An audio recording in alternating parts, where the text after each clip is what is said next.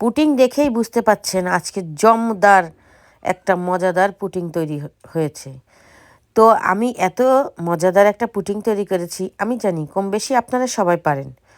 তো যারা যারা পারেন না বা যারা পুটিং তৈরি করলে ঠিকমতো হয় না, তাদের জন্য এই রেসিপি। তা দেখুন আমার পুটিংটা কতটা সুন্দর হয়েছে, দেখতে কালারটা কত সুন্দর হয়েছে। হ্যালো এভরিওয়ান, আসসালামু আলাইকুম। সবাই কেমন আছেন? নিশ্চয়ই ভালো আছেন। কাছের এবং দূরের, বিদেশ এবং দেশ, যে যেখান থেকে আমার এই ভিডিও দেখছেন সবাইকে শুভেচ্ছা এবং স্বাগতম। এখানে আমি প্রথম 2 কাপের মতো দুধ নিচ্ছি। দুধটা কিন্তু ফ্রিজ থেকে বের করে রেখেছিলাম আধা ঘন্টা। এখানে হাফ কাপ চিনি নিচ্ছি।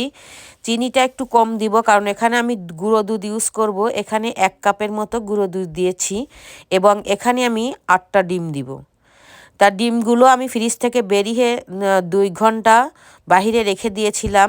অবশ্যই আপনি কিন্তু ডিমগুলোকে বাহিরে রেখে দিবেন এবং দুধটাকেও। তারপর আমি সবগুলো একসাথে বের করে রেখেছিলাম। রাখার পরে এখন এই জায়গায় আমি 8টা ডিম ভেঙে দিচ্ছি।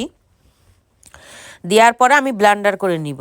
আপনারা চাইলে কিন্তু কাঠির মাধ্যমেও এটাকে নেড়ে পুডিং বানাতে পারেন। তা আমি চিন্তা করলাম দেখি ব্লেন্ডার করে পুডিংটা কেমন হয়। তো এজন্য আমি ব্লেন্ডার করলে হয় কি সব কিছু একসাথে মিক্সড হয়ে যায়, এজন্য আমি ব্লেন্ডারটা করলাম। দেখুন গুঁড়ো দুধ টুধ সব ডিমের কিন্তু সব কিছু মিক্সড হয়ে গেছে। তা এখন আমি করেছি, এখন আমি সামান্য চিনি দিয়ে ক্যারামেল তৈরি করব। তো এটা তৈরি করতে সামান্য পরিমাণ চিনি নিব। আমি বেশি একটা চিনি ইউজ করব না, জাস্ট কালারটা একটু সুন্দর দেখানোর জন্য এখানে আমি ক্যারামেল ইউজ করব। তো দেখুন প্রায় আমার কাছাকাছি হয়ে গেছে ক্যারামেলটা। এখন আমি এইতে ঢেলে দিব। আমি বলেছি সামান্য পরিমাণে দিব কারণ এটা একটা জাস্ট কালারের জন্য। আমি ওভাবে ক্যারামেল দিয়ে ডিমের পুডিং তৈরি করছি না, এজন্য সামান্য পরিমাণে কালারটা দেখতে সুন্দর আসবে এজন্য।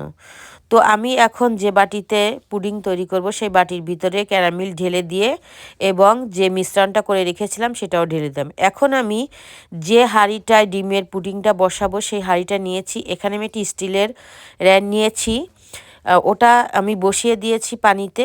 বসানোর পরে এখন আমি ওর উপরে বাটিটা বসিয়ে দিব। দিয়ে আমি এটাকে ঢাকনি দিয়ে ঢেকে 20 থেকে 25 মিনিট চুলোর পরে রেখে দিয়ে আমি পুডিংটা তৈরি করব। তো আমি কিন্তু এটা মিডিয়াম আঁচেই দিয়ে রেখেছিলাম। ফুল আঁচ বা একদম লো আঁচে দেওয়া যাবে না, মিডিয়াম আঁচে দিবে। তো এখন আমি একটা কাঠির মাধ্যমে দেখছি এটা ভিতরে কাঁচা আছে কিনা। না, তা দেখুন কিন্তু কাঠিটা কিন্তু একদম ফ্রেশ এসেছে, তার মানে এটা হয়ে গেছে। এখন এটাকে আমি নামিয়ে নিব। নেওয়ার পরে আমি একটা প্লেটে ঢেলে নিব। তা গরম ছিল একটু, আমার হাতে তাপ লেগেছে, যাই হোক এখন আমি ঢেলে দিয়েছি। আস্তে করে এটাকে তুলতে হবে, অনেক গরম। তা দেখুন এখনও কিন্তু ধোঁয়া উঠতেছে। যাই হোক দেখুন পুডিংটা কত সুন্দর হয়েছে, কালারটা কতটা কিউট। আর যে বাটিটায় বসিয়েছি বাটিটা ডিজাইন ছিল পুডিংটা সেই ডিজাইনের মতো হয়েছে। এখন এটাকে আমি কেটে আপনাদেরকে দেখাবো যে পুডিংটা কেমন হয়েছে। তা আমি কেটে নিয়েছি দেখুন। তো পুডিংটা একদম পারফেক্ট হয়েছে। দেখুন পুডিংটা কিন্তু সব দিকে ভিতরেও কিন্তু সুন্দর হয়েছে। যাই হোক আমি জানি না আপনাদের কাছে এই পুডিং কেমন লেগেছে। যদি ভালো লেগে থাকে লাইক শেয়ার কমেন্ট করবেন। সবাই ভালো থাকবেন। আসসালামু আলাইকুম।